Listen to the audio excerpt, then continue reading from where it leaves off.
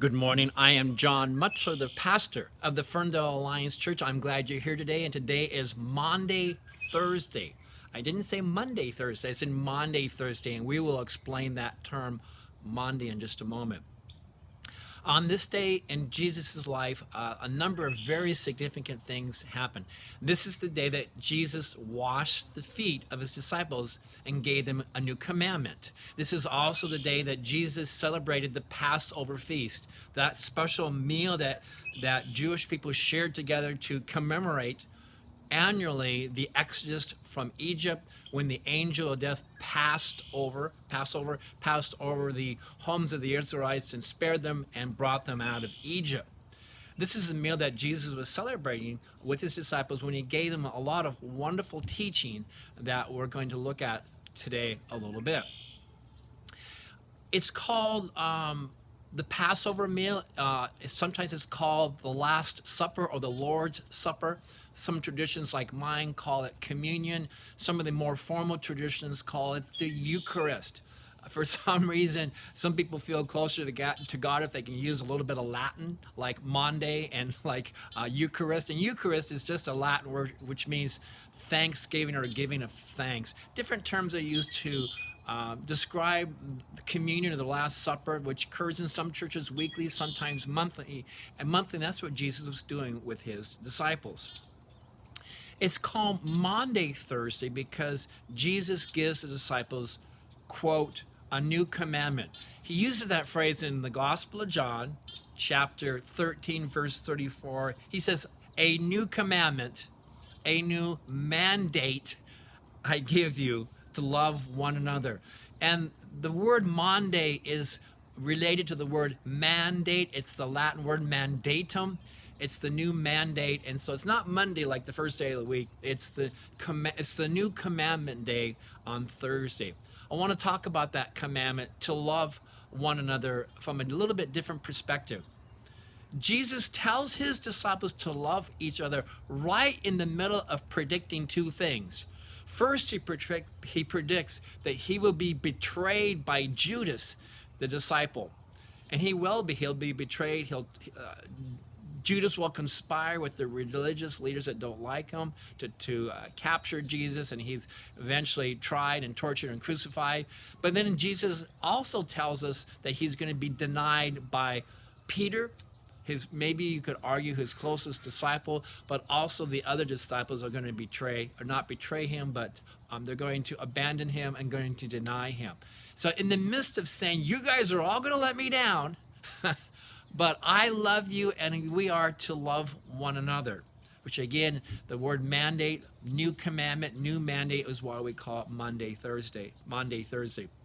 I want to end with reading a passage of scripture that's a classic. It's the classic love passage in 1 Corinthians chapter 13. I'm reading it in a newer translation called The Message, and I want us to think about this description of love in the context of our current crisis with this pandemic. I want us to think about how we can love each other in unique ways that are especially suited for this time of being kept from work, being kept at home, being very limited in the things that we can do. It says this, that love never gives up. Love cares more for others than for self. Love doesn't crave what it does not have. It doesn't strut. It doesn't have a swelled head. It doesn't force itself on others. It isn't always me first. Love doesn't fly off the handle. It doesn't keep record or score of the sins and wrongdoings of others. It doesn't revel when others grovel. Love takes pleasure in the flowering of truth, and it puts up with everything. It trusts God always looks for the best, never looks back, and keeps on going until the end. And I want to close with a story on this Maundy Thursday of true love and true servanthood, especially as it relates to strangers. A friend of mine was with his family attending a conference down in Oregon. It was a probably several-day conference where there was a well-known, popular guest speaker that came to deliver inspiring messages to the audiences. My friend who had a young son at the time had to use a public restroom because his son had soiled himself in the worst possible way imaginable. It was just a mess. So he's in the bathroom trying to figure out a way to clean up his son when, of all people who walk in the door, the speaker of this conference, and it's just the two of them. And the speaker looked at the situation, and I think if I had been the speaker, I probably would have politely left and walked out, but instead the speaker looked at my friend and said, "You've got your hands full there. Let me please help you out."